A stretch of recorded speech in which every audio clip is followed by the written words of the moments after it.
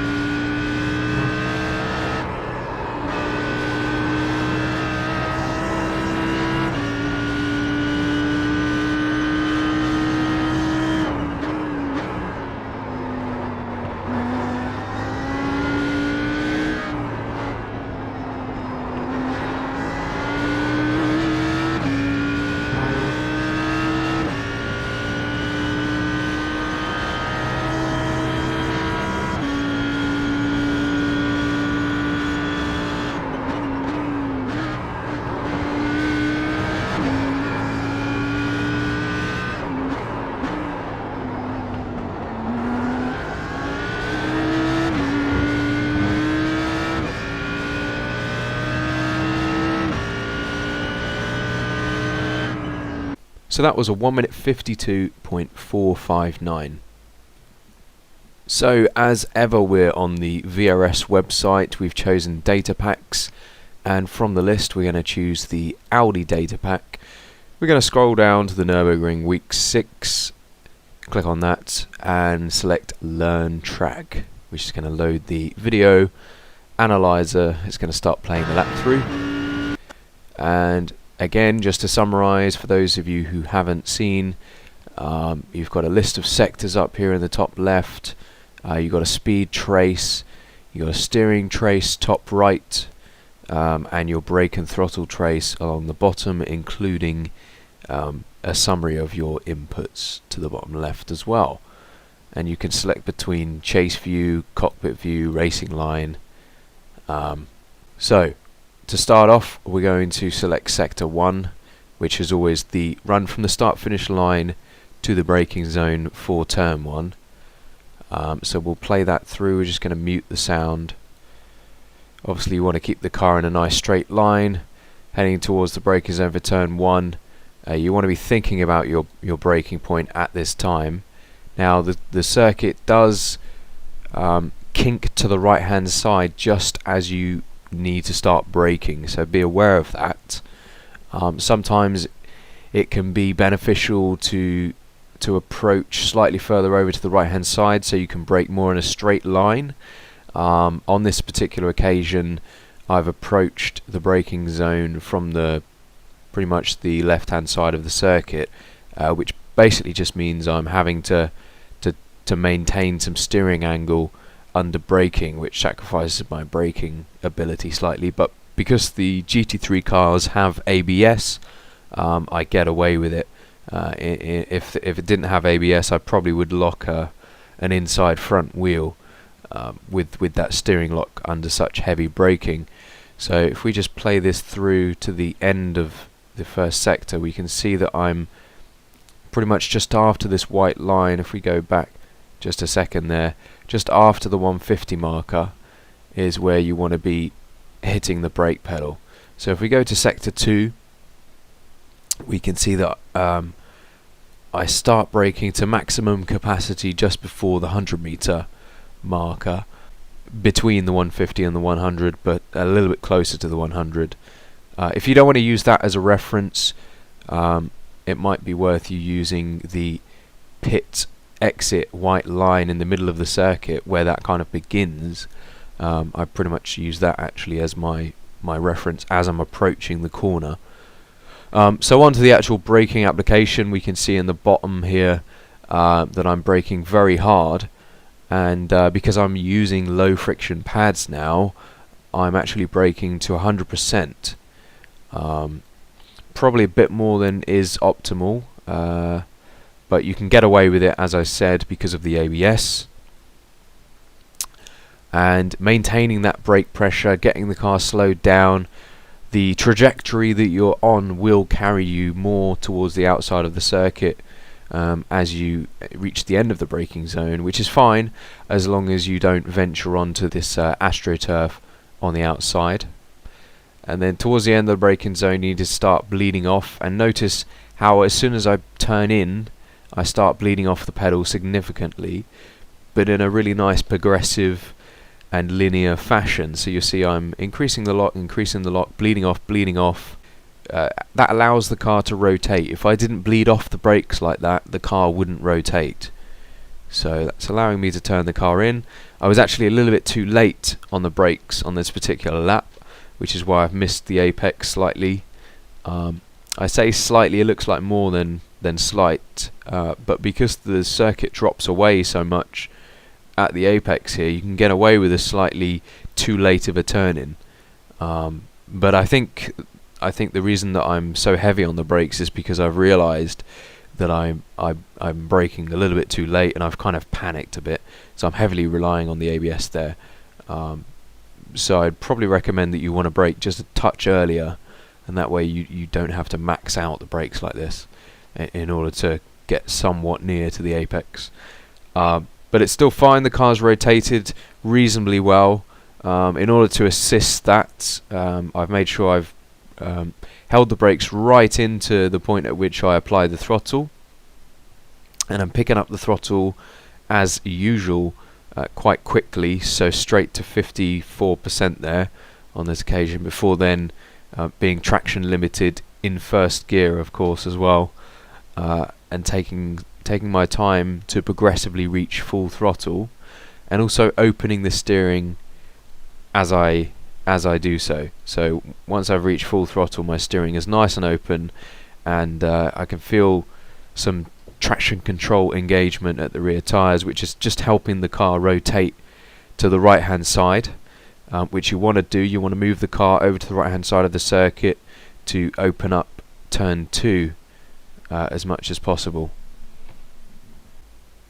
Now this is actually quite a tricky corner, even though it looks fairly straightforward, and the reason for that is the circuit kind of crests and then falls away at the apex. So you'll notice from my inputs here that I start braking fairly early, but I'm really just trying to roll the speed through and rotate the car through the corner. So what I'm doing is braking very, very gently. Really, as soon as this inside curb comes into view, that's when I guess you want to be turning in. And so I'm just slowing the car down. The reason I'm playing with the throttle here is because I am trying to balance the car. So obviously I want to slow the car down with the brakes slightly, but because I'm using such little brake pressure, it's loading up the front tyres, which is creating some oversteer. So to counteract that, I'm just playing with the throttle to sort of stabilise the car and get the car where I want it to be. So the whole time here I'm just setting up for the point at which I know I can get onto the throttle. So the corner starts to open up now. It's very important, by the way, to try and hug this inside curb, because it's a fairly long corner, though not as long as the next one, which we'll get to. But again, you'll notice as I'm picking up the throttle, I do so quite abruptly, and that helps the car to rotate. But then it takes me a long time to get to full throttle, and so I'm opening the steering up at this stage as well, from the point at which I reach full throttle, and using all of the track. You can drop a wheel onto the AstroTurf like I've done so here, but generally I would recommend against doing that because it can create some nasty oversteer. So make sure you start to turn in before you start braking, so you end up braking off the curb, and then you want to be bleeding off the brakes fairly early. So I'm braking quite hard initially, but then bleeding off fairly early because I'm turning in, and this is an extremely long corner. So you want to maintain those brakes to keep the car rotating. It kind of tightens even more, and the best line through here is to get all of the car over on that inside curb like that, so fully over, almost all four wheels onto the curb there, and then what that does is it sets the car up much better for the exit of turn 4, which has obviously got a bit of a straight after it, so it's important to get your good exit there. And that opens up the right-hander where I'm almost at full throttle before I start turning right again, but then I'm off the throttle as we go to sector 4. You want to be off the throttle before the apex of turn 4. That's very important. It's very easy to try and be too greedy over this right-hand curb, use too much of it or use too much throttle, and it'll unsettle the car. And the worst thing that you can possibly get at this stage is oversteer, because any oversteer that you get on the exit of the corner will kill your exit speed completely. So I'm off the throttle completely there, just waiting for the car to settle, hooking up with a little bit of curb on the right hand side. You could probably use a little bit more than that. You just need to be cautious about getting a penalty. And then from this point it's really about opening the car up as I get to full throttle, which pretty much means that I'm going to have to use all of the track and more on the exit, which we'll see now. Again, you need to be careful with picking up an incident here, but generally you can afford to use all of this runoff area, as it will allow you a much faster exit and allow you to get onto full throttle before you've reached there comfortably. So approaching turn 6 now, which is a flowing corner which you really need to kind of roll into. So if we select sector 5, the braking reference I use for this one is these cones on the right hand side, pretty much as they end, but the actual reference I use is the start of the cones. But according to the telemetry, which of course the telemetry doesn't lie, I'm not reaching full brake pressure until the end of the cones. But notice how quickly I bleed off. And the reason for that is you want to shave off the speed fairly early, but the corner arrives quite soon. It's a fairly high speed corner, relatively speaking, with a lot of banking, and you for that reason you sort of start the corner quite early and you start turning in quite early. So very shortly after these cones on the right hand side finish, you'll see I start to turn in and actually get a little bit of a wiggle of oversteer there, which I need to just correct. Otherwise the car would have basically carried too tight a line at the apex and I would have been all over this curb. So just be wary of that with the Audi. You need to be quite measured with your steering inputs, not use too much lock, especially on entry and especially on exit. So I'm teasing the throttle to balance the car through this corner, holding the brakes throughout the corner to keep the front end loaded up and to keep the car rotating nicely. And then I get onto the throttle relatively late, so it's after the apex I'm on the throttle, and again quite abrupt with my delivery onto the throttle, but I don't reach full throttle until quite late on, and it's very brief.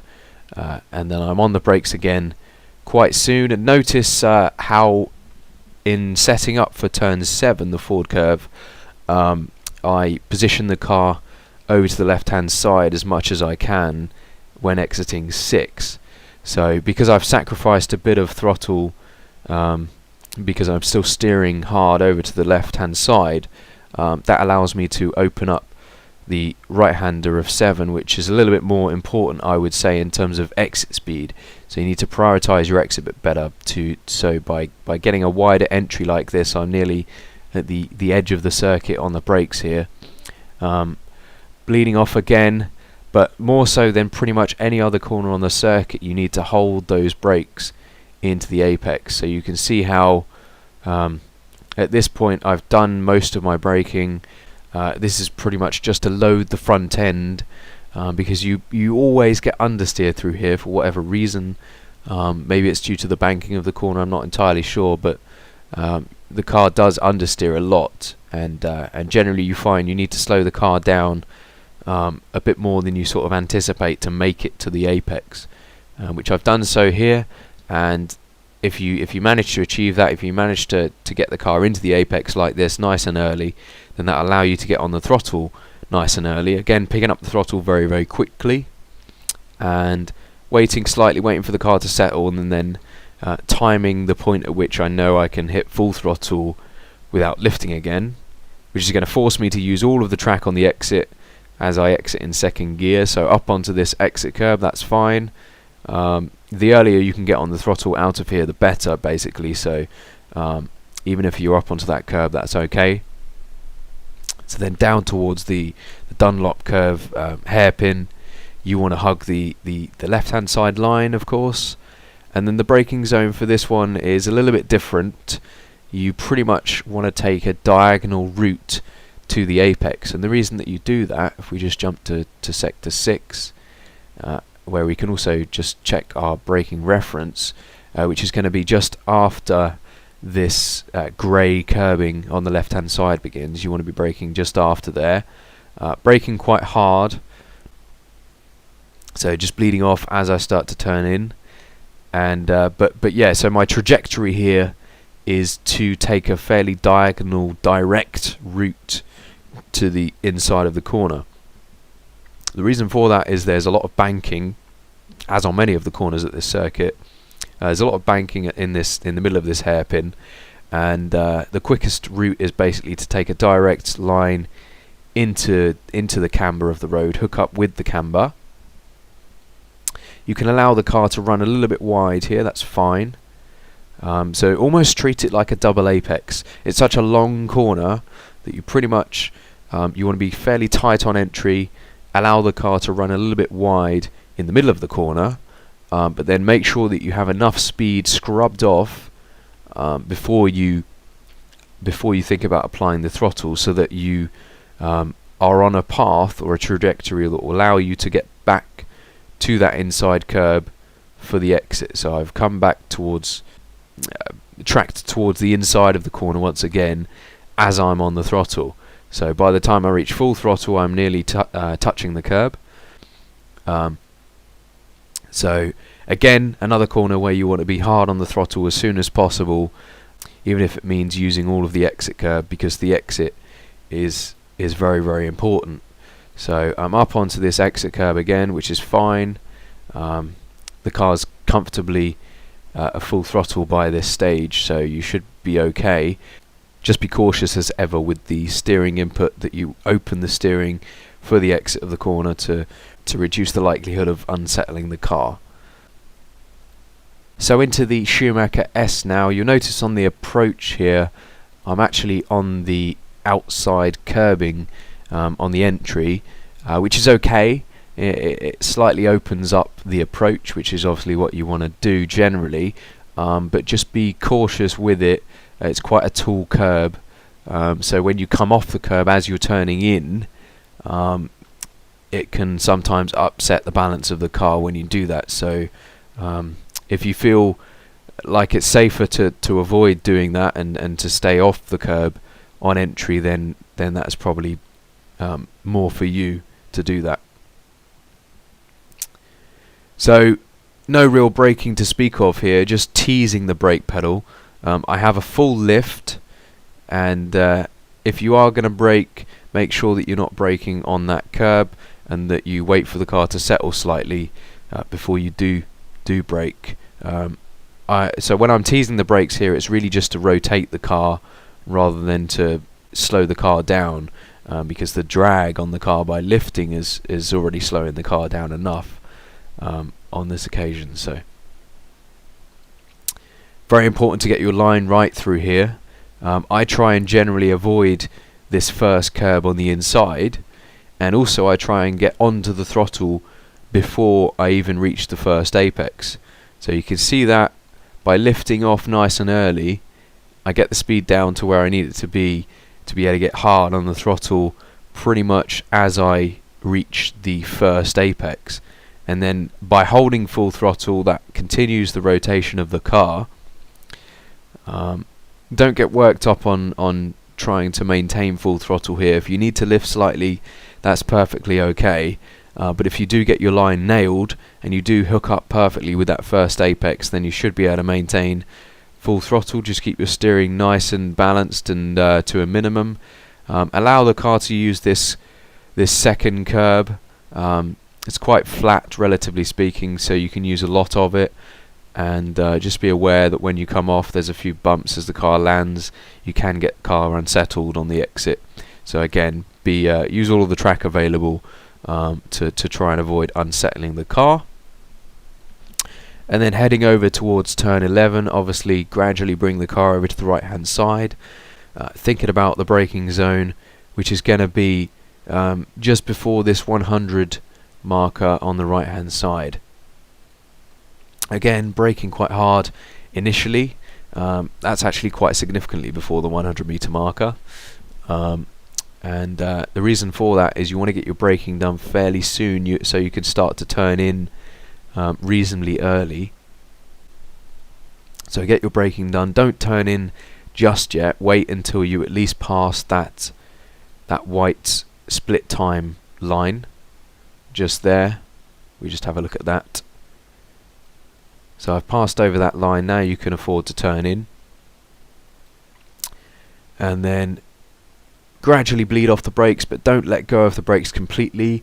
It will help the rotation to keep the front end loaded up. You may need to stabilize the car with a little bit of throttle. That's what I've done here.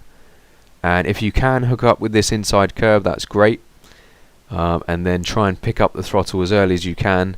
In this case, it's just after the apex. And notice how I keep quite a lot of steering lock on for a long time compared to other corners, because you can't afford to track out to the right hand side as much on this one if you want a good exit out of 12, which has obviously got a massively long section of full throttle. So that's very important to prioritize. So it takes me a long time to reach full throttle here, and I only reach full throttle when I'm fully aimed over to the left hand side of the circuit. Just playing with the steering to fight some oversteer, which we can see here in the steering trace. So get the car up over to the left hand side.